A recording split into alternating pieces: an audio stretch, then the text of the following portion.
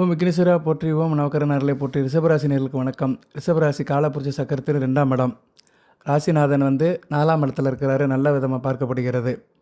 4ல் சுகஸ்தானத்தில் கடகத்தில் இருக்கிறாரு, மிகச்சிறப்பாக பார்க்கப்படுகிறது. 12/9/2025 வரைக்கும் இருக்கிறாரு. நல்லா இருப்பீங்க, சுகப்படுவீங்க, சுகம் இருக்கும். இருப்பினும் குடும்பத்தில் பெண்களுக்கு சில பிரச்சனை வரும். உங்கள் மனைவிமாருக்கோ தாயாருக்கோ சில பிரச்சனைகள் வரும். சில அழுத்தம் இருக்க தான் செய்யும். சரியா நேர்களே, அதை தவிர்க்க முடியாது. ஏன்னா ராசிக்கு 7 கூடையவன் 5ஆம் இடத்துல இருக்கிறாரு. செவ்வாய் 5ஆம் இடத்துல இருந்து ராகு பார்வையில் இருக்கிறதுனால செப்டம்பர் 15ஆம் தேதிக்கு மேலே நல்ல நிலைமைக்கு வந்துடுவீங்க. ரைட் நேர்களே, இந்த வீடியோ பதிவில் கார்த்திகை 2, 3, 4, ரோஹிணி 4 பாதங்கள், மிருகசீரிசம் 1, 2 நட்சத்திரத்தில் பிறந்தவங்களுக்கு கர்ம பலன்களை பற்றி சொல்ல போகிறோம். கர்ம பலன் இருக்க போய் தான் நம்ம வந்து பிறந்திருக்கிறோம், இந்த பூமியில் பிறந்திருக்கிறோம். கர்ம பலனை கழிக்கிறவர் வந்து சனி பகவான் தான். கர்ம பலனுக்கு தண்டனை கொடுக்குறவர். கர்மத்தை உண்டாக்குறவர் வந்து ராகு கேதுகள். அதில் ராகு வந்து கர்மத்தை அதிகமாக செய்ய வைப்பார். சரியா, தேவையில்லாத சில வேலைகளை செய்ய வச்சு நம்ம கர்ம கணக்கை கூட்டுறவர் ராகு பகவான். நம்ம எந்த அளவுக்கு கர்ம கணக்கை சேர்த்து வச்சுருக்கோமோ அதுக்கு உண்டான தண்டனையை கொடுக்குறவர் சனி பகவான். இப்போ 2 பேருமே சேர்ந்து ராசிக்கு 9, 10, 11ஆம் இடத்துல இருக்கிறாங்க. சரியா, கர்மஸ்தானத்திலையும் லாபஸ்தானத்திலையும் இருக்கிறாங்க. ஸோ இந்த காலகட்டத்தில் ரொம்ப கவனமாக இருக்கணும். சரியா நேர்களே, தேவையில்லாத வேலையெல்லாம் பார்க்காதீங்க, பிறர் மனசை புண்படுத்தாதீங்க, வலியவர்கள் எளியவர்களை துன்புறுத்தாதீங்க. ரொம்ப கவனமாக இருங்க. நீங்கள் உண்டுக்கு வேலை உண்டுன்னு இருங்க. பிறர் பொருள் மேலே ஆசைப்படாதீங்க. இதெல்லாம் செய்யாமல் இருந்தீங்கன்னா இப்போ வந்து உங்கள் கர்ம கணக்குகள் குறைவாக இருக்கும். எப்போயுமே கர்ம கணக்குகள் குறைவாக இருக்கணும். கர்ம கணக்குகள் குறைவாக இருந்துச்சுன்னா நமக்கு லாபம் அதிகமாக இருக்கும். கர்ம கணக்குகள் அதிகமாக இருந்துச்சுன்னா நஷ்டம் வரும். ஏன்னா கர்ம கணக்குகள் அதிகமாக இருக்கும்போது அதை சனி பகவான் வந்து கழிப்பார், தண்டிப்பார். அப்படி தண்டிக்கும் போது தான் கஷ்டத்தை கொடுக்குறாரு. ஸோ ஒரு மனிதனுக்கு கஷ்டம் வருதுன்னா என்ன அர்த்தம்னா, செஞ்ச பாவ கர்ம விஷயங்களை கழிக்கிறான்னு அர்த்தம். போன பிரிவிலையோ இந்த பிரிவில் செஞ்ச சில விஷயங்களை கழிப்பான். 20 வயசில் நிறைய ஆட்டம் ஆடி இருப்பான், சில விஷயங்கள் பண்ணியிருப்பான், சில பெண்களை துன்புறுத்திருப்பான், சில பெண்ணை காதலித்து கைவிட்டிருப்பான், அந்த பிள்ளை அழுது புலம்பியிருக்கும், சாபம் விட்டுருக்குறோம். அதை வந்து அவன் 50 வயசில் கழிப்பான். எப்படி கழிப்பான்னா பிள்ளைகளால் கணிப்பான். அவனுக்கு பொம்பளை பிள்ளை பிறந்துடும். பொம்பளை பிள்ளை பிறந்து அது ஒரு 15, 16 வயசில் அது வந்து இன்னொரு பையனை காதலிக்கும். ஸோ இவன் யாருக்கு எந்த பெண்ணுக்கு ஒரு துரோகம் எப்படி கொடுத்தானோ அதே துரோகம் வந்து அவனுக்கு அவனோட பிள்ளைகள் வடிவத்தில் வரும். இதுதான் கர்ம கணக்கு கழிக்கிறது. நிஜ வாழ்க்கையிலே வந்துடும். சரியா நேர்களே, சில பேர் வாழ்க்கையிலே பார்த்துருவானுங்க. அரசன் அன்று கொள்வான், தெய்வம் நின்று கொள்ளுன்னு சொன்ன மாதிரி தெய்வம் என்ன செய்யும்னா ஒரு 30 வருஷம் கழித்து அந்த காரியத்தை காட்டும். நீ கொஞ்சம் வயசில் ஆடனில்லப்பா, இப்போ அதை பாரு, உன் கண்ணுக்கு முன்னாடி சில காரியங்கள்லாம் நடக்குது அப்படின்னா அவனுக்கு ஒரு தண்டனையை கொடுக்கும். அதுக்கு பிறகு தான் பிராயச்சித்தம் அப்படிம்பாங்க. ஸோ இந்த கர்ம வினைகளை கழிக்கிறது தான் வாழ்க்கை. ஒரு மனிதன் பூமியில் பிறக்கிறதே வந்து கர்மத்தை கழிக்கிறதுக்காக தான். கர்மமே இல்லைன்னா அவனுக்கு பிறவே இருக்காது, தர்மம் ஆயிடுவான். சரியா, தர்மமாகி வைகுண்டத்துக்கோ சொர்க்கத்துக்கோ போயிடுவான். சரி நேரில், இது ஒரு பெரிய சப்ஜெக்ட், இதை பற்றி ரொம்ப பேச வேண்டாம். இப்போ வந்து ரிஷபராசியில் பிறந்துட்டீங்க, ஏதோ ஒரு தசாபுத்தி நடக்கும், லக்கண ரீதியாக தசாபுத்தி நடக்கும், அதுக்கேற்ற மாதிரி பலன் இருக்கும். ஆனால் என்ன லக்கணத்தில் பிறந்தாலும் சரி, நீங்கள் எந்த ராசியில் பிறந்தாலும் சரி, எந்த நட்சத்திரமாக இருந்தாலும் சரி, தசாபுத்தி என்ன நடந்தாலும் சரி, கர்ம கணக்கின்படி தான் நமக்கு வந்து பலாபலங்கள் கிடைக்கும். அன்றாட பொழுது போகிறதெல்லாம் கர்மத்தின்படி தான் போகும். சரி, இப்போ கர்ம வினைகளை மாற்றுறதுக்கு சில அறிகுறிகள் இருக்குது. சரியா, தலைவிதி அப்படிங்கிறோம், அதை தான் விதிங்கிறோம். அதை மாற்றணும் அப்படின்னா சில காரியங்கள் நடக்கும், சில அறிகுறிகள் தெரியும். அந்த அறிகுறி தெரிஞ்சிச்சுன்னா நீங்கள் நல்லா இருக்கீங்கன்னு அர்த்தம். சரியா, அதை எப்படி சொல்லலாம்னா தலைவிதி மாறுது அப்படின்னு நீங்கள் தெரிஞ்சுக்கலாம். தலைவிதியை மாற்றுறதுக்கு ஒரு 10 அறிகுறிகள் தெரியும். அந்த அறிகுறிகள் என்னென்னு தான் இந்த வீடியோவில் சொல்ல போகிறேன், நிறைய சொல்லலை.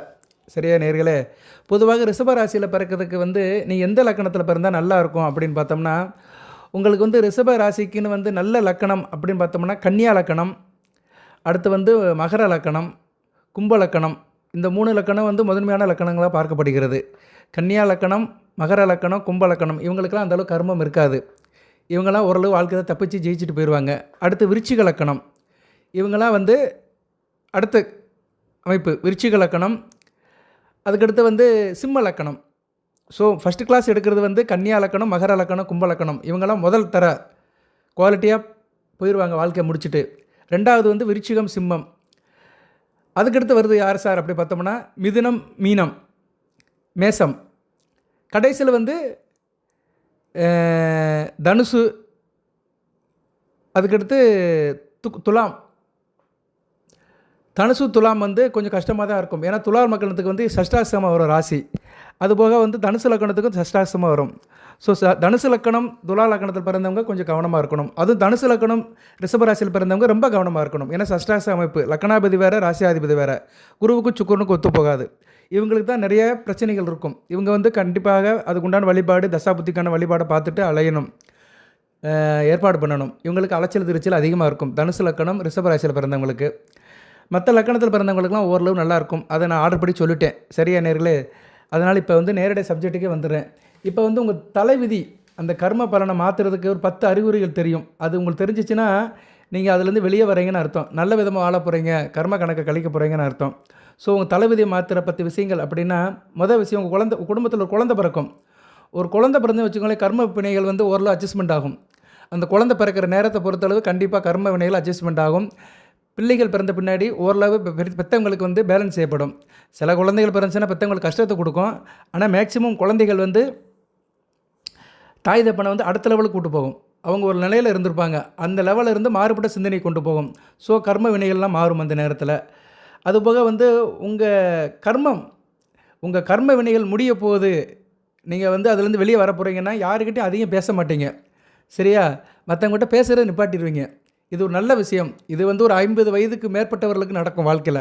50 வயதுக்கு மேற்பட்டவர்கள் வந்து பேச்சை குறைச்சிருவாங்க. சில பேர் ஒரு நாள் மௌன விரதம் எடுப்பாங்க. எதுக்கு சொல்ல வரேன்னா, எந்த அளவுக்கு நம்ம வந்து கமிட்மெண்ட்டை குறைச்சிக்கிறோம், பேச்சை குறைச்சிக்கிறோம்னா அந்த அளவுக்கு நம்ம கர்ம வினைகள்லாம் குறையும். ஆனால் உத்தியோகம் பார்க்கும்போது, தொழில் பண்ணும்போது, பிஸ்னஸ் பண்ணும்போதெல்லாம் பேச்சை நிப்பாட்ட முடியாது, பேசி தான் ஆகணும். பேச பேச கர்ம வினைகள் கூடிக்கிட்டே தான் இருக்கும். சரியா?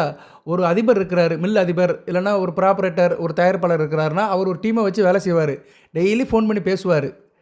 பேசினா தான் அந்த பிஸ்னஸ் போகும். பிஸ்னஸ் நல்லா போனால் தான் வேலை பார்க்குற ஆளுகளுக்கு சம்பளம் கொடுக்க முடியும், போனஸ் கொடுக்க முடியும், எல்லாத்தையும் செய்ய முடியும். இதெல்லாம் கர்மம் தான். ஸோ அப்புறம் வந்து அவர் என்ன செய்கிறாருன்னா, கர்ம பலனை வளர்க்குறாருன்னு அர்த்தம். நல்லா பார்த்தோம்னா, கர்ம பலனை கழிக்கணும்னா சிவனேன்னு சும்மா இருக்கணும், தவத்தில் இருக்கணும், யோகத்தில் இருக்கணும். சரியா? பேச்சை குறைக்கணும். முதல் வார்த்தை பேச்சை குறைக்கணும். பேச்சை எந்த அளவுக்கு குறைக்கிறோமோ அந்த அளவுக்கு வந்து கர்ம வினைகள்லாம் குறையும். சரியா நேர்களே? அதனால் நீங்கள் முடிஞ்சாலும் பேச்சை குறைங்க. பேசுகிற நேரத்துக்கு மட்டும் பேசுங்க, மற்ற நேரத்துக்கு மௌனமாக இருங்க. மௌனமாக இருக்க நீங்கள் வந்து இந்த கர்ம வினைகள் தொடர்புலேருந்து கொஞ்சம் கொஞ்சமாக வெளியே வந்துடுவீங்க. நீங்கள் வெளியே வர மன சுத்தியாகும், நல்ல ஒரு ஆத்ம பலத்தை கிடைக்கும், நல்ல ஒரு லெவலுக்கு போவீங்க. இது வந்து ஒரு 50 வயதுக்கு உட்பட்டவர்கள் சாத்தியப்படாது. 50 வயதுக்கு மேற்பட்டவர்கள் இது ப்ராக்டிஸ் பண்ணி பார்க்கலாம். 50 வயதுக்கு மேற்பட்டவர்கள், 60 வயதுக்கு மேற்பட்டவர்கள் வந்து இந்த பயிற்சி எடுக்கலாம். சரி, அவங்களுக்கு சாத்தியப்படும், நல்ல விதமாக பார்க்கப்படுகிறது. ஆனால் வாட்டெவர் மேபி பேச்சை குறைக்கிறது வந்து கர்ம பலனை ரொம்ப குறைக்கும். பேசினா தானே எல்லாமே வருது. பேசாமல் வந்துட்டால் சிவனேன்னு போயிட்டே இருக்கலாம். அப்படி நீங்கள் இருந்தீங்கன்னு வச்சுக்கோங்களேன், இந்த உலகத்தில் புதுசாக பிறக்கிற மாதிரி இருப்பீங்க. நீங்கள் ஒரு 50 வயதுலேருந்து நடைமுறைப்படுத்திக்கிட்டிங்கன்னா ஒரு 60 வயசு 10 வருஷம் கழித்து பார்த்தீங்கன்னா ஆள் ஃப்ரெஷ்ஷாக இருப்பீங்க. உங்களோட செயல்பாடு, எண்ணம், மனது, நடவடிக்கை எல்லாமே வித்தியாசமாக தெரியும். உங்களுக்கே உங்கள் மேலே பிரியம் இருக்கும், வித்தியாசமாக உணர்வீங்க. நம்ம 30 வருஷத்துக்கு முன்னாடி எப்படி இருந்தோம், இப்போ எப்படி இருக்கும்னு நல்ல வித்தியாசம் தெரியும். அப்படி ஒரு மனிதனுக்கு வித்தியாசம் தெரிஞ்சிச்சுன்னா வாழ்க்கையில் பதப்பட்டுட்டான்னு அர்த்தம். சரியா? ஒரு என்ன சொல்கிறது, இறைவனை நோக்கி போய்கிட்டு இருக்கிறான்னு அர்த்தம். ஆத்ம சுத்தி அடைஞ்சிட்டான், ஆத்ம பலம் பெற்றுட்டான்னு அர்த்தம். அதுபோக வந்து கர்ம வினைகள்லாம் குறைய ஆரம்பிச்சிருச்சுன்னா விலை உயர்ந்த பொருட்கள் உங்களை தேடி வரும். நீங்கள் வீட்டில் தான் இருப்பீங்க, ஆனால் விலை உயர்ந்த பட்டு துணி, பொருட்கள் எல்லாமே உங்களை தேடி வரும். கண்கூடா நீ காணலாம். திடீர்னு வீட்டுக்கு திருப்பதி லட்டு பிரசாதம் வரும். தெய்வீக கடாச்சாரம் கிடைக்கும், தெய்வீக சங்கல்பம் கிடைக்கும். ஒரு மகான்களை சந்திக்கிற மாதிரி இருக்கும், ஒரு துறவியை சந்திக்கிற மாதிரி இருக்கும். அடிக்கதூருக்கு கோயிலுக்கு குளத்துக்கு போயிட்டு வருவீங்க. புஸ்தகத்தை நிறைய படிப்பீங்க, புராண கதைகளை படிப்பீங்க. உங்கள் மனம் வந்து ஆன்மீகத்தை நோக்கி போகும். ஸோ இப்படி நீங்கள் ஒரு லெவலுக்கு போயிட்டீங்கன்னா கர்ம வினைகள்லேருந்து வெளியே வந்துட்டீங்கன்னு அர்த்தம். கர்ம வினைகள் உங்களை விட்டு போகுதுன்னு அர்த்தம். அடுத்து வந்து உங்களிடம் இருக்கிற கெட்ட பழக்கம். இப்போ ரிஷபராசியில் கெட்ட பழக்கத்தை கொஞ்சம் கொஞ்சமாக கைவிடுவீங்க, ஒரே நாளில் கைவிடுவீங்க. சரியா? சிகரெட் பழக்கமாக இருந்தாலும் சரி, குடி பழக்கமாக இருந்தாலும் சரி, ஒரே நாளில் கைவிட்டுருவீங்க. இல்லைனா அந்த பழக்கம் கொஞ்சம் கொஞ்சமாக உங்களை விட்டு போயிடும். ஆரோக்கியத்தை பற்றி கவலைப்படுவீங்க, உடல் ஆரோக்கியத்தை பற்றி கவலைப்படுவீங்க. உடல் வளர்ப்பான், உயிர் வளர்ப்பான். உடல் எந்த அளவுக்கு மெனக்கிடுறோமோ அந்த அளவுக்கு உயிர் ரொம்ப நாள் இருக்கும், ரொம்ப நாள் அந்த பூமியில் வாழலாம். அந்த அக்கறை வந்துடும். அதனால் நீங்கள் ரொம்ப ஆரோக்கியமாக இருப்பீங்க, உடல் அக்கறை உங்கள் மேலே இருக்கும். அடுத்து தீயவர்களை ஈஸியாக அடையாளம் கண்டுபிடிச்சிக்கிருவீங்க. யார் நல்லவன் கெட்டவன் அப்படின்னு பார்த்தோன்னே கண்டுபிடிச்சிருவீங்க. நீங்கள் ஒரு ஏரியாவில் இருக்கிறீங்க, ஒரு தெருவில் இருக்கிறீங்க, அங்கே புதுசாக 4 பேர் வந்திருக்கானா அவனை பார்த்தோன்னே சொல்லிடுவீங்க, இவன் ஆகாதவன், கெட்டவன், அவங்ககிட்ட சேராதீங்கன்னு உங்கள் வீட்டில் இருக்க பிள்ளைகளை சொல்லிடுவீங்க. நீங்கள் அவங்ககிட்ட வந்து ஒதுங்கிடுவீங்க. ஒருத்தர் முகத்தை பார்த்தோன்னே ஜஸ்டிஃபிகேஷன் கரெக்டாக பண்ணுவீங்க. அந்த சக்தி, அந்த ஏக்கம் கொடுக்கும். அந்த சக்தி உங்களுக்கு வந்துடும். சரியா? ஏன்னா கர்ம வினைகள் உங்களை விட்டு போயிட்டே இருக்குது. உங்களை விட்டு அது நகலும் போது உங்களுக்கு தெய்வ சக்தி அதிகமாக வரும். அப்படி வரும்போது என்ன ஆகும்னா, நல்லவன் கெட்டவன் யாருன்னு தெரியும். கெட்டவனை ஈஸியாக பார்த்து கண்டுபிடிச்சிருவீங்க. துஷ்டனை கண்டா தூர போன்னு சொல்கிற மாதிரி அவனை விட்டு தூர போயிடுவீங்க. அதுபோக வந்து வீடும் வீடு என்ற இந்த மாயை. இந்த வீடுங்கிறது என்ன? இந்த நம்ம இருக்கிறதுக்கு தான் வீடு. இந்த உடல் தான் வீடு. விதி மாறும் நேரம், அதாவது ஆன்மீகத்தில் அதிகமாக இருப்பீங்க. வீடு பேரிலேருந்து வெளியே வந்துடுவீங்க. குடும்ப சுகங்கள், குடும்பத்தில் பார்க்க வேண்டிய விஷயங்கள், இதிலேருந்துலாம் வெளியே வந்துடுவீங்க. எவ்வளோ பெரிய பிரச்சனை வந்தாலும் அதை சமாளிக்கிற சக்தி இந்த பிரபஞ்சம் உங்களுக்கு கொடுக்கும். எவ்வளோ பிரச்சனை வந்தாலும் சரி, அதை கண்டு கலங்க மாட்டீங்க, நர்வஸ் ஆக மாட்டீங்க, தைரியமாக இருப்பீங்க. உங்களுக்கு துணையாக ஒரு அனுப்பிவிடும். சரியா? உங்களுக்கு காப்பாற்ற இந்த பிரபஞ்சம் கையை நீட்டி காத்திருக்கும்.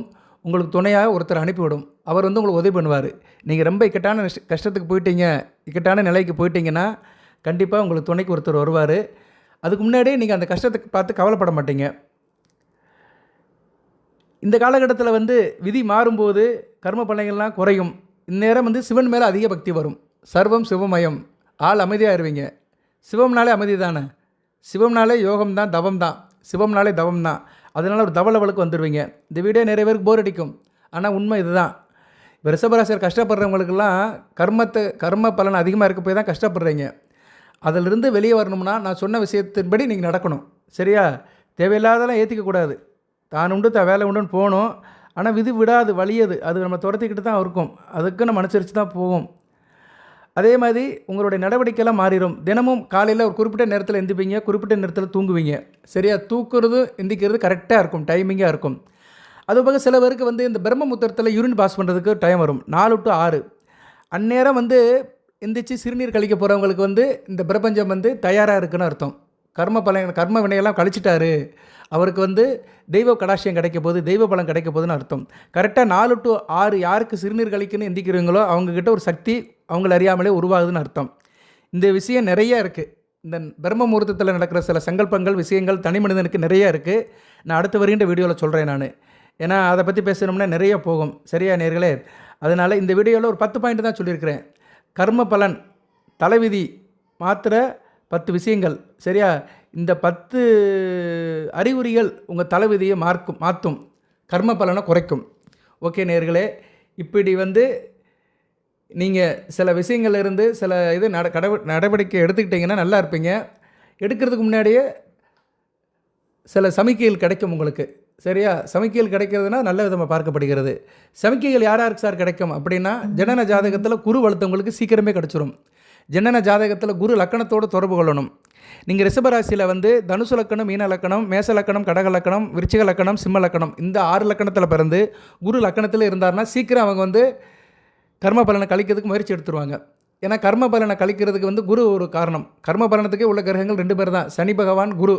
ராகு கேதுகள் வந்து அதை தூண்ட வைப்பாங்க.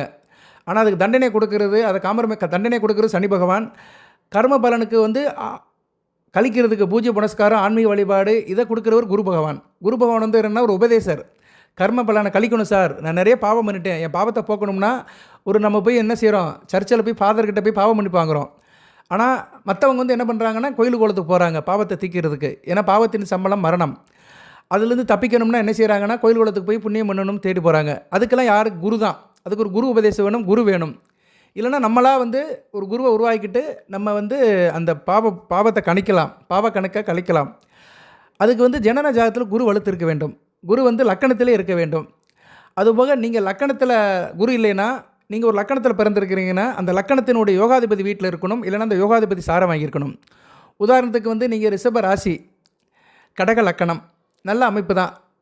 இல்லைனா சிம்ம லக்கணம், ரிஷப ராசி சிம்ம லக்கணம் வச்சுக்கிடுவோம். சிம்ம லக்கணத்துக்கு லக்கணத்திலே குரு இருக்கலாம், இல்லைனா 5ஆம் இடத்துல இருக்கலாம். இல்லைனா சிம்ம லக்கணத்துக்கு யோகாதிபதி யார்? குரு பகவானே வருவார். அடுத்து செவ்வாய் வருவார். செவ்வாய் வீட்டில் இருக்கலாம், விருச்சிகத்தில் அல்லது மேசத்தில் இருக்கலாம். இல்லைனா செவ்வாய் சாரம் பெற்று இருக்கலாம். செவ்வாய் சாரம் பெற்று மகரத்தில் இருக்கக்கூடாது, 6ஆம் இடத்துல குரு இருக்கக்கூடாது. கன்னியில் இருக்கலாம், கன்னியில் சித்திரை நட்சத்திரத்தில் இருக்கலாம். இப்படி சில அமைப்பில் இருக்கலாம். வாட் எவர் மேபி, குரு வந்து கர்ம பலனை கழிக்கிறதுக்கு உதவுவார். சரியா? அவர் வந்து ஜனன ஜாதகத்தில் நல்ல நிலைமையில் லக்கணத்திலேயோ, லக்கணத்துக்கு 5, 2, 5, 7, 9, 11 இந்த இடத்துல இருந்தாலுமே, குறிப்பாக 5, 9 இருந்தாருன்னா சீக்கிரம் அவங்க கர்ம பலனை கழிச்சிட்டு வெளியே வந்துடுவாங்க. லக்கணத்தில் இருக்கணும், இல்லைனா லக்கணத்துக்கு 5ஆம் இடம் 9ஆம் இடத்துல இருந்தாருன்னா சீக்கிரம் அவங்க வந்து கர்ம பலனை கழிக்கிறதுக்கு ஒரு வழி உண்டாகும். இப்போ சொன்னேன்ல ஒரு 10 தலைவிதி சொன்னேன்ல, 10 அறிகுறிகள் சொன்னேன்ல, தலைவிதி மாறுறதுக்கு 10 அறிகுறிகள். இது காட்டிலும் இன்னும் நிறைய தெரியும். நான் கொஞ்சம் தான் சொல்லியிருக்கிறேன். தனிமனித வாழ்க்கையில நிறைய இருக்குது. சொல்லி மாளாது. நிறைய சமிகைகள் தெரியும். நிறைய உங்களுக்கு சிம்டம்ஸ் தெரியும். நீங்கள் வந்து கொஞ்சம் கொஞ்சமாக வெளியே வந்துடுவீங்க. ஆள் பதப்படுவீங்க.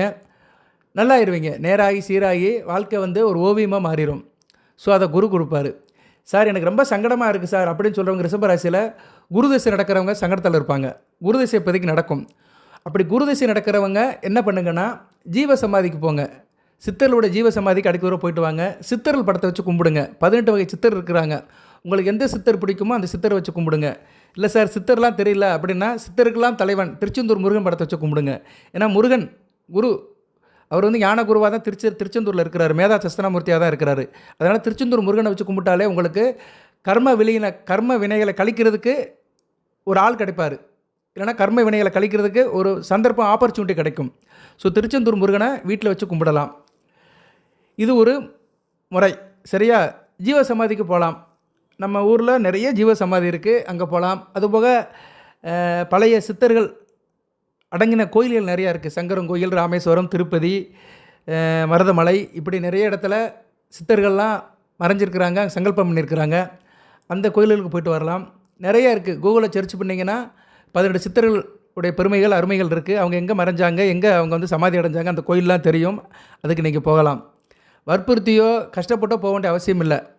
திருச்செந்தூர் முருகன் படத்தை வச்சு நீங்கள் கும்பிட்டாலே உங்களுக்கு வந்து தலைவிதி மாறும். ஸோ தலைவிதியை மாற்றுறது முருகப்பெருமான் தான். அதுபோல் ரிஷபராசிக்கு வந்து அவர் 7, 12 கூடியவர். இன்டிகிரேஷன் கொடுக்குறவர் அவர் தான். அதை விட்டு வெளியே வர வைக்கிறவர் அவர் தான். 7ஆம் இடம் இன்டிகிரேஷன், இணங்கி போகிறது. கர்ம வினையில் தீர்க்கணும்னா நம்ம யார்கிட்டையும் இணங்கி போகக்கூடாது. வெளியே வந்துடணும். பழக்க வழக்கத்துலேருந்து வெளியே வரணும். அதுக்கு தான் பேச்சை குறைக்கணும்னு சொன்னேன். பேச்சை குறைச்சிட்டாலே எல்லாம் விடுபட்டு போயிடும். நம்மளை விடுபட்டு போயிடுச்சுன்னா என்ன அர்த்தம்னா நம்ம வந்து ஒரு அமைதியான இடத்துக்கு போயிடுவோம். 12ஆம் இடங்கிறது என்ன? ஆயன சயன போகம், அமைதி, நிம்மதி, நித்திரை. ஸோ ஒரு நிம்மதியான வாழ்க்கை வேணும்னா முருகப்பெருமான் தான் கொடுப்பாரு. 7ஆம் இடத்தை கண்டிச்சுட்டு 12ஆம் இடத்தை தூக்குவார். 7ஆம் இடத்தை துண்டிச்சு விட்டுருவார். 7ஆம் இடம்னு என்ன? இன்டகிரேஷன், கணவன் மணி உறவு, கூட்டு தொழில், நண்பர்கள், சொந்த பந்தம், ஆட்டம் ஆடம்பரம் எல்லாமே 7ஆம் இடம் தான். 12ஆம் இடம் வந்து தனிமைப்பட்டு போகிறது, தனியாக இருக்கிறது, தனிமையிலே இனிமை காண்றது. ஸோ உங்கள் கர்ம பலன்லேருந்து வெளியே வரணும்னா திருச்செந்தூர் முருகப்பெருமானை கும்பிடுறது மிகச்சிறப்பு. அதுபோக வந்து குரு உடைய தரிசனம் கிடைக்கணும்னா சித்தர்கள் வழிபாடு, ஜீவசமாதிக்கு போகலாம். இதெல்லாம் செய்ய ஆரம்பிச்சிட்டிங்கன்னா உங்களுக்கு வந்து தலைவிதி மாறும். யார் வேணாலும் செய்யலாம். ஆணாக இருந்தாலும் செய்யலாம், பெண்ணாக இருந்தாலும் செய்யலாம், எந்த வயதாக இருந்தாலும் செய்யலாம். இதுக்கு வந்து வயதெல்லாம் முக்கியம் கிடையாது. ஜோதிடரை போய் பார்க்கணும் முக்கியம் கிடையாது. நீங்களாக ப்ராக்டிஸ் பண்ணிக்கணும். நீங்களாக அந்த தகுதியை வளர்த்துக்கணும். இப்போ இதில் நான் சொல்லியிருக்கிறேன். நான் சொன்னதை 100க்கு 100 செய்யணும் அவசியம் கிடையாது. அதில் ஒரு 20% செஞ்சாலே ஒரு மாற்றம் வரும். பிரச்சனை தீரும், கஷ்டம் தீரும். சரியா நேயர்களே? செய்யுங்க. நிறைய தகவல் இருக்குது. இதெல்லாம் சூட்சும வழிபாடுகள். இந்த பிரபஞ்சத்துக்கும் நமக்கும் நடக்கிற தொடர்புகளை எப்படி நம்ம சரி பண்ணணும்னு சொல்கிற விஷயங்கள். ஏன்னா நமக்கு நடக்கிறது நல்லது கெட்டது எதுவாக இருந்தாலும் சரி இந்த பிரபஞ்சத்தினுடைய அனுமதி பெற்று தான் நடக்குது. ஸோ இந்த பிரபஞ்சத்துக்கு வந்து நம்ம வந்து அந்த பிரபஞ்சத்தின் போக்கிலே போனோம்னா நமக்கு எந்த பிரச்சனையும் வராது. அப்படின்னா என்ன அர்த்தம்? கிரீன் சிக்னல் விழுந்துக்கிட்டே இருக்கும். நம்ம போகிற பாதையில் பச்சை விளக்கு எரிஞ்சிக்கிட்டே இருக்கும். பிரச்சனையெல்லாம் போய்ட்டு இருக்கலாம். பச்சை விளக்கு எரியணும்னா தலைவிதி மாறுறதுக்கு சில காரணங்கள், அறிகுறிகள் தெரியும். அந்த அறிகுறிகளை நம்ம தான் ஐடென்டிஃபை பண்ணணும். சரியா? அப்படி ஐடென்டிஃபை பண்ணிட்டோம்னா நம்ம மனசு மாறிடும். ஆனால் அதே இதில் ஸ்ட்ராங்காக இருக்கணும். ஒரு கெட்ட பழக்கத்தை விட்டுட்டோம்னா கடைசி வரைக்கும் அதை விட்டுட்டு அப்படியே இருக்கணும். மன உறுதி வேணும். மன உறுதிக்கு வந்து சந்திரன் நல்ல நிலைமையில் இருக்கணும். உங்கள் ராசியில் சந்திரன், ரிஷப ராசியில் சந்திரன் உச்சமாக இருந்தாலுமே சந்திரன் ஸ்ட்ராங்காக இருக்கணும். பாபத்தோடு இல்லாமல் இருக்கணும். சில பேர் சாணி ஏறி முளம் இறங்கிடுவாங்க. நான் வைராக்கமாக இருக்கேன் சார், யார்கிட்ட பேச மாட்டேன், மௌனம் வரத இருப்பேன், பீடி குடிக்க மாட்டேன், சிகரெட்டு குடிக்க மாட்டேன், அப்படியெல்லாம் சேலஞ்சு பண்ணுவாங்க. நியூ இயர் அன்றைக்கி நிறைய பேர் இதெல்லாம் பண்ணுவானுங்க.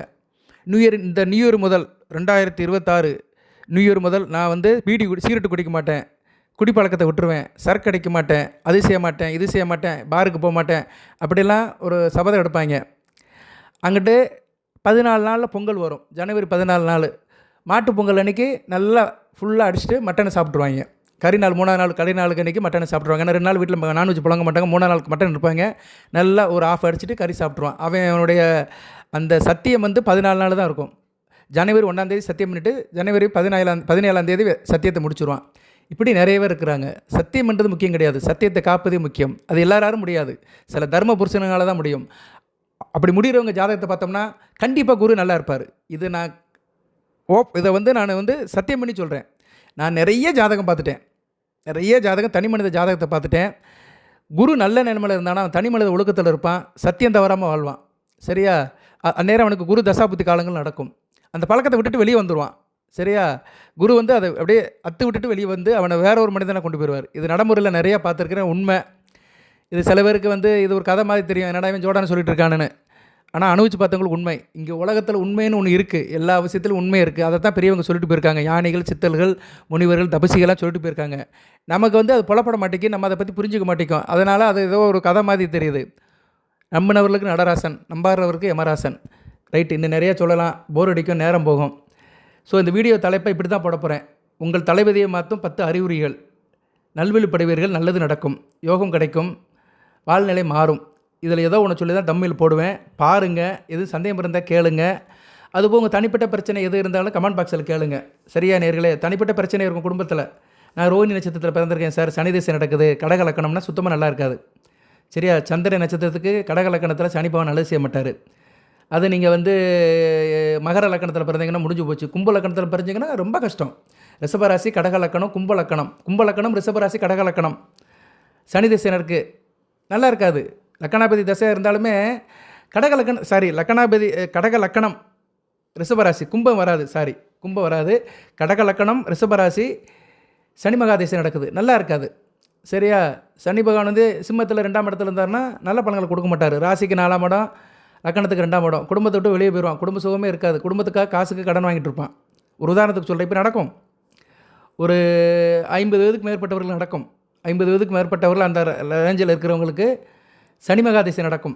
கடக லக்கணத்தில் பிறந்தானா நல்லா இருக்காது. ஆமாம் சார், நான் ரிஷபராசி, கடக லக்கணத்தில் பிறந்திருக்கிறேன், கஷ்டப்படுறேன் அப்படின்னு சொல்கிறவங்க கமெண்ட் பாக்ஸில் போடுங்க. நடக்கும்.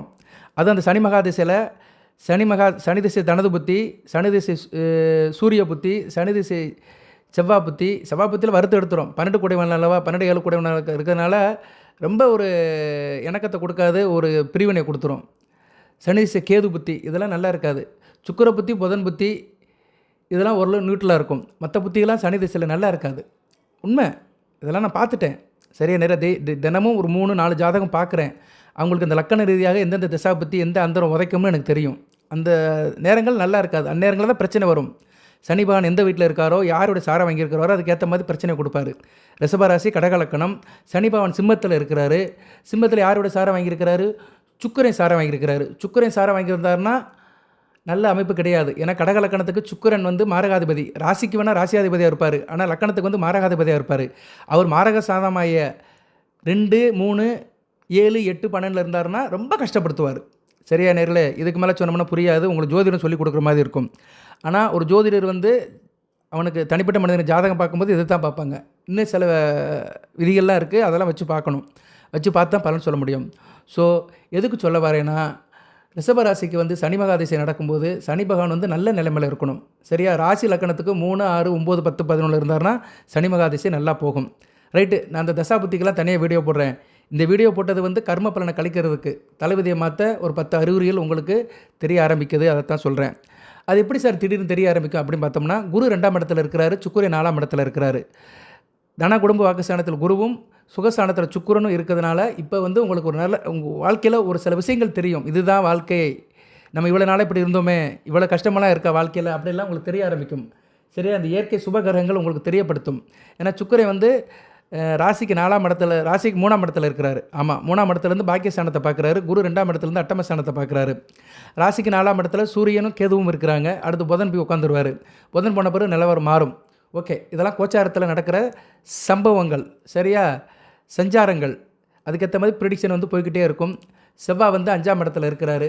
15ஆம் தேதிக்கு மேலே சிறப்பாக இருக்கும். 6ஆம் இடத்துக்கு குரு பார்வைக்கு போயிட்டாருன்னா மிக சிறப்பாக இருக்கும். கோச்சாரத்தில் செவ்வாய் 6ஆம் இடத்துல வந்துட்டாருன்னா நல்ல பலன்களை கொடுப்பாரு. குருமங்கல யோகத்தில் நல்ல பலன்களை கொடுப்பாரு. பொறுத்தீங்க, 15ஆம் தேதி வரைக்கும் பொறுங்க. இடையில் விநாயகர் சதுர்த்தி வருது. விநாயகர் சதுர்த்திக்கு வந்து விநாயகர் பெருமானை கும்பிடுங்க. வருகிற 27/8/2025 புதன்கிழமை வருது. காலையில் 9:15 to 10:15 விநாயகரை கும்பிட்டுருங்க. மதியம் 3:50 மேலே திதி கிடையாது, சதுர்த்தி கிடையாது. அதனால் நான் சாயந்தரம் கோயிலுக்கு போகிறேன், சாயந்தரம் சாமி கும்பிட்றேன்னு நினச்சிட்டு இருக்காதீங்க. திதி இல்லை. அதனால் காலையிலே பண்ணிடுங்க. விநாயகர் சம்மந்தப்பட்ட விஷயங்களை 11 மணிக்குள்ளே முடிச்சுருங்க. வீட்டில் பூஜை பண்ணாலும் சரி, கோயிலுக்கு போயிட்டு வந்தாலும் சரி, 11 மணிக்குள்ளே போயிட்டு வந்தால் தான் திதி. அவர் மதியம் 1 மணிக்கு போகிறேன், 2 மணிக்கு போகிறேன், லஞ்ச் ஹவரில் போகிறதெல்லாம் சாத்தியப்படாது, கோயில் பூட்டிடுவாங்க. ஸோ விநாயகர் சதுர்த்தி அன்றைக்கி காலையிலேயே பிஃபோர் நோன் வழிபாடை முடிச்சிருங்க, வீட்லேயும் சாமி கும்பிடுங்க. அதுபோல் ரிஷப ராசிக்கு வந்து ஒரு விநாயகர் இருக்கிறாரு. அந்த விநாயகரை நான் கொடுக்குறேன். அந்த விநாயகர் யாருன்னு உங்களுக்கு நான் அந்த வீடியோவில் இப்போ சொல்கிறேன். உங்களுக்கு ரிஷபராசிக்கு வந்து லட்சுமி கணபதி விநாயகர் படத்தை வச்சு கும்பிட்டிங்கன்னா மிகச்சிறப்பாக பார்க்கப்படுகிறது. நான் அந்த படத்தை வீடியோவில் அட்டாச் பண்ணுறேன். இந்த வீடியோவில் அந்த படம் இருக்கும். அந்த படம் வேணுங்கிறவங்க என்கிட்ட கேளுங்க, சரியா? வாட்ஸ்அப்பில் கேளுங்க, கமெண்ட் பாக்ஸில் அனுப்ப முடியாது. வாட்ஸ்அப்பில் தனிப்பட்ட முறையில் நான் நம்பர் இதில் கொடுத்துருப்பேன், 8807457629. வாட்ஸ்அப்பில் கேட்டிங்கன்னா கண்டிப்பாக அனுப்பிவிடுவேன். ஜனன ஜாதகம் செக் பண்ணுறவங்களும் இந்த நம்பர் அணுகலாம். அதுக்கு உண்டான கட்டணம் தொகை சொல்லுவேன், நல்லபடியாக பார்த்து கொடுப்போம். ஸோ உங்களுக்கு வந்து ரிஷபராசிக்கு உண்டான விநாயகர் வந்து லட்சுமி கணபதி. விநாயகருக்கு வந்து நிறைய பேர் இருக்குது, நிறைய உருவம் இருக்குது. ஸோ லட்சுமி கணபதி விநாயகரை நீங்கள் வழிபட்டிங்கன்னா உங்களுக்கு சிறப்பை தரும். விநாயகர் சதுர்த்தி முதல் நல்ல விதமாக பார்க்கப்படுகிறது. அதுபோக விநாயகரோட மந்திரம் இருக்குது. அந்த மந்திரத்தையும் நீங்கள் வந்து அன்றைக்கி வந்து சொல்லலாம். அந்த மந்திரத்தையும் இதில் நான் என்க்ளோஸ் பண்ணுறேன். அந்த பூஜை பண்ணும்போது காலையில் 9:15 to 10:15 அந்த பூஜை பண்ணும்போது இந்த மந்திரத்தை சொன்னீங்கன்னா மிகச்சிறப்பாக இருக்கும். சரியா நேயர்களே? உங்கள் நலனுக்காக தான் சொல்கிறேன். இந்த மந்திரத்தை சொன்னீங்கன்னா கர்ம பலனிலிருந்து வெளியே வந்துடுவீங்க, காரிய சித்தி இருக்கும், தொழில் நல்லபடியாக இருக்கும், ஆள் நல்லா இருப்பீங்க. உத்தியோகம், தொழில், வியாபாரம், குடும்பத்தில் உள்ள நடவடிக்கைகள், உறவு முறைகள் எல்லாமே மிகச்சிறப்பாக பார்க்கப்படுகிறது. வினைதிர்ப்பான் விக்னேஸ்வரன் உங்கள் ராசிக்கு வந்து 5ஆம் இடத்துல தான் நடக்குது. விநாயகர் சதுர்த்தி ஹஸ்த நட்சத்திரத்தில் தான் நடக்குது, சந்திர நட்சத்திரத்தில் தான் நடக்குது. நல்ல விசேஷம்தான். ராசிக்கு 5ஆம் இடத்துல விநாயகர் சதுர்த்தி நடக்கிறது மிகச்சிறப்பாக தான், பஞ்சமஸ்தானத்தில். அதனால் கண்டிப்பாக லட்சுமி கணபதியை கும்பிடுங்க, மிகச்சிறப்பாக பார்க்கப்படுகிறது. அந்த மந்திரத்தையும் நான் இதில் என்க்ளோஸ் பண்ணுறேன். அந்த மந்திரத்தையும் எடுத்து படிங்க. சரியா நேர்களே? நமக்கு இந்த கர்ம வினைகள் தலைவிதியெல்லாம் ஒரு பக்கம் இருந்தாலுமே விநாயகர் வழிபாடு வினை தீர்க்கும். வினை தீர்ப்பான் விக்னேஸ்வரன், அதையும் நீங்கள் பார்த்துக்கலாம். ஓம் ஸ்ரீம் க்ரீம் க்ளீம் க்ளம் கணபதியே வரவத சர்வ சன்னமே வசமே சுவாக. மறுபடியும் சொல்கிறேன், ஓம் ஸ்ரீம் க்ரீம் க்ளீம் க்ளம் கணபதியே வரவத சர்வ சன்னமே ஸ்வசம்னா சுவாக. இந்த 28 விஷயங்கள் வரும். இந்த 28 அர்ச்சகத்தை சொன்னீங்கன்னா நல்ல விதமாக பார்க்கப்படுகிறது. விநாயகருக்கு வந்து அரமுபுல், தாமரை, வில்வதளம், செவ்வரளி இது போன்ற பூக்களால் விநாயகருக்கு அர்ச்சனை பண்ணலாம். இதெல்லாம் செஞ்சிட்டிங்கன்னா வந்து கணபதியோடைய உபயாசம் கிடைக்கும். இதை வந்து கர்ண வழிபாடுன்னு சொல்லுவாங்க. கணபதி உபயாசர்கள் வந்து பூஜை பண்ணும்போது, விநாயகர் சதுர்த்திக்கு பூஜை பண்ணும்போது கருப்பு கலரோ நீல கலரோ யூஸ் பண்ணக்கூடாது. சரியா? கருப்பு கலர், நீல கலர் ட்ரெஸ் போட்டு பண்ணக்கூடாது. சிவப்பு கலர், ஆரஞ்சு கலர், பொன்னிறம் இந்த துணியை உடுத்திக்கலாம். காவி உடுத்தி செய்கிறது மிகச்சிறப்பு. விநாயகர் பூஜை பண்ணும்போது காவி உடுத்தி பண்ணுறது வந்து மிகச்சிறப்பாக பார்க்கப்படுகிறது. அதுபோக விநாயகர் சதுர்த்தி அன்றைக்கி அதிகாலை 4 to 6 மணிக்கு எந்திரிச்சிருங்க. பிரம்ம முகூர்த்தத்தில் இருந்துச்சிங்கன்னா மிகச்சிறப்பாக பார்க்கப்படுகிறது. 5:45 இந்த மந்திரத்தை சொல்லிடுங்க. சரியா நேர்களே? அது செஞ்சிட்டிங்கன்னா உத்தரதாயனி உபநிஷம்னு சொல்லப்படுகிறது. அந்த மந்திரத்தை சொல்லிவிட்டு மிகச்சிறப்பாக இருக்குது. அதுபோக விநாயகருக்கு வந்து துளசி போடக்கூடாது. துளசியை வாங்கி விநாயகருக்கு போடாதீங்க. சில பேர் கதம்பத்தில் துளசியை கட்டி கொடுப்பானுங்க, அதெல்லாம் தவிர்த்துருங்க. நான் சொன்னதை போடுங்க. சரியா? செவ்வரளி, வில்வதலை, எருக்கழுகு இதெல்லாம் போடலாம் நீங்கள். சரியா? மற்ற வாசனை மலர் போடலாம். முல்லை, மல்லிகை இது மாதிரி மலர்கள் போடலாம். செந்தாமரப்பூ கூட விநாயகருக்கு வைக்கலாம், ரொம்ப பிடிக்கும் அவருக்கு. ஏன்னா மகாலட்சுமியோட அம்சம். அதெல்லாம் செந்தாமரப்பூ கூட விநாயகருக்கு வைக்கலாம். மறிக்கொழுந்து வைக்கலாம். சரியா நேர்களே? துளசி வைக்கக்கூடாது, விநாயகருக்கு வைக்கக்கூடாது. ஓகே நேர்களே? உங்களுக்கு சுலோகத்தையும் சொல்லியிருக்கிறேன். அந்த லட்சுமி கணபதி படத்தையும் இதோட அட்டாச் பண்ணுறேன். விநாயகர் சதுர்த்திக்கு அதை வச்சு கும்பிடுங்க. ஏன்னா ஒரு மனிதனுக்கு எவ்வளோ பிரச்சனை இருந்தாலுமே எல்லாத்துக்கும் முதற் கடவுள், முழு கடவுள் விநாயகர் தான். ஸோ அந்த விநாயகரோட அனுக்கிரம் கிடச்சிச்சின்னா கர்ம வினைகள் தீரும், தர்ம பலன்கள் கூடும். கர்ம வினைகள் தீர்ந்து தர்ம பலன்கள் கூடும். அதுபோல் இப்போ ராகதிசை நடக்கிறவங்களுக்கு ஒரு அருமருந்தாக இருக்கும். ராகதிசை பொதுவாக நடந்தாலே, ராகதிசை சனி திசை நடக்கிறவங்க பொதுவாக விநாயகர் அதிகமாக கும்பிடணும். சர்ப்ப விநாயகரை கும்பிடணும். விநாயகருக்கு 2 பக்கம் ராகுகேதுகள் இருக்கிற சர்ப்ப விநாயகர், அரச மரத்து கடையில் இருக்கிற விநாயகர் கும்பிட்டா மிகச்சிறப்பாக பார்க்கப்படுகிறது. விநாயகர் கும்பிட போகிற அன்றைக்கி வந்து மகம், மூலம், அசுபதி இந்த நட்சத்திரம் வர அன்றைக்கி விநாயகர் கும்பிட போகணும். இல்லைன்னா சதுர்த்தி திதி வர அன்றைக்கி போகிறது ரொம்ப நல்லது. தேய்பிறை சதுர்த்தி தான் வந்து சங்கடகர சதுர்த்தி. அன்றைக்கி போயினா என்ன சங்கடம் தீர்க்கும். சங்கடகர சதுர்த்தி, சங்கடம் தீர்ப்பான் சங்கரின் புதன்வன். சரியா? அதனால் அந்த விநாயகன் சதுர்த்தி அன்றைக்கி நீங்கள் இந்த வழிபாடு பண்ணுங்கள். மற்ற நாள் அன்றைக்கி நான் சொல்கிறேன், அன்றைக்கி திதி அந்த நட்சத்திரம் வர அன்றைக்கி விநாயகர் வழிபாடு பண்ணிங்கன்னா அந்த ராகதிசை சனி மகாதிசை நடக்கிறவங்களுக்கு ஒரு சிறப்பை தரும். அரச மரத்து கடையில் என்ன பண்ணுறீங்கன்னா, தூள் சர்க்கரை, பச்சரிசி மாவு இதை கலந்து வீட்டில் வச்சுக்கணும். ஒரு பாத்திரத்தில் வச்சுக்கணும். தூள் சர்க்கரை, பச்சரிசி மாவு கலந்து வச்சுக்கணும். அது ஒரு பேப்பரில் மடிச்சுட்டு போய் அங்கே அந்த அரச மரத்து கடையில் இருக்கிற எறும்புகளுக்கு போடணும். போடும்போது ஓம் நம சிவாய நமக அப்படின்னு சொல்லிட்டு ஒரு 3 தடவை போட்டு வந்தீங்கன்னா மிகச்சிறப்பாக இருக்கும். இது என்னைக்கு சார் செய்யணும் அப்படின்னா, அந்த 3 நட்சத்திரம் வர அன்றைக்கி செய்யலாம், சதுர்த்தி அன்றைக்கி செய்யலாம். இல்லை சார் எனக்கு சரிப்படலை அப்படின்னா சனிக்கிழமை அன்றைக்கி செய்யுங்க. சரியா? சனிக்கிழமை அன்றைக்கி செஞ்சீங்கன்னா சாலச் சிறந்தது. வாழ்த்துக்கள் நேர்களே, நல்லா இருப்பீங்க. ரோகிணி, மிருக சிரிசம், கார்த்திகை நட்சத்திரத்தை பிறந்தவங்க நல்லா இருப்பீங்க. அடுத்தடுத்து கிரக நிலை நல்ல நிலைமைக்கு போகுது. சுக்கிரன், குரு, செவ்வாய் நல்ல நிலைமைக்கு வராங்க. சூரியன் ஒரு மத்தியம பலனை தான் கொடுப்பாரு. புதனும் ஒரு நல்ல பலனை எடுத்து கொடுக்க போகிறாரு. சனி பகவான் ராசிக்கு ராஜயோகாதிபதி ராகுபடியில் இருக்கிறாரு. ராகு வந்து செவ்வாயை பார்க்குறாரு. கொஞ்சம் சிக்கல் இருக்க தான் செய்யுது. அதுக்கு நான் சொன்ன அந்த வழிபாடெல்லாம் பண்ணினீங்கன்னா சிரமத்திலேருந்து வெளியே வந்துடுவீங்க. தலைவிதி மாறுதோ இல்லையோ, தலைவிதியை நம்ம மாற்றுவோம், முயற்சி பண்ணுவோம். முயற்சி உடையார் இகழ்ச்சி அடையார். தெய்வத்தால் ஆகாதினும் முயற்சி தன் மெய்வருத்த கூலி தரும். முயற்சி பண்ணுங்கள். அந்த முயற்சி தான் வந்து வழிபாடு சின்ன சின்ன பரிகாரம் தொடர்ந்து செய்யணும். நான் ஒரு நாள் போனேன் சார், விநாயகர் கோயிலுக்கு போனேன், அரச மரத்து கடையில் அரிசி மாவை போட்டு வந்தேன், எனக்கு ஒன்றும் நடக்கலை அப்படின்னு சொல்லக்கூடாது. தொடர்ந்து செய்யணும். அதை தான் அந்த காலத்தில் சொல்லுவாங்க, அரச மரத்தை சுற்றி வந்து அடி வயிற்றத்தை தடவி பார்த்தாலாம். அரச மரத்தை சுற்றி வந்தால் புத்திரப்பாய்க்கம் வரும்பாங்க, கர்ப்பம் தரிக்கும்பாங்க. ஆனால் ஒரு நாள் சுற்றிட்டு வந்து அடி வயிற்றத்தை தடக்கூடாது. தொடர்ந்து செய்யணும். ஒரு காரியத்தை வந்து ஒரு 18 தடவைனாச்சும் செய்யணும். 18 முறை திருப்பி செய்யணும். 18 வாரம் நீங்கள் சனிக்கிழமை நான் சொன்ன வழிபாடு பண்ணிட்டீங்கன்னா 19 வாரம் கண்டிப்பாக ஒரு பெனிஃபிட் தெரியும். ஒரு மாதத்தில் உங்கள் வாழ்க்கையில் தெரியும். கண்டிப்பாக அதுக்கு வந்து நான் சொல்கிறேன், அந்த இறை அருளால் கண்டிப்பாக அது நடக்கும். நம்புங்க, நல்லபடியாக நடக்கும். வாழ்த்துக்கள். எல்லாம் வல்ல இறைவன் ரிஷபராசினியர்களுக்கு சில சௌபாகியத்தையும் சில ஐஸ்வர்யத்தையும் சில நன்மையும் கொடுப்பார். அனைத்து வளங்களை பெற்று தேக ஆரோக்கியத்துடன் தீர்க்காயலுடன் நீடுகூடி வாழ்க, நிறைந்த வளம் பெறுக. நன்றி நேர்களே.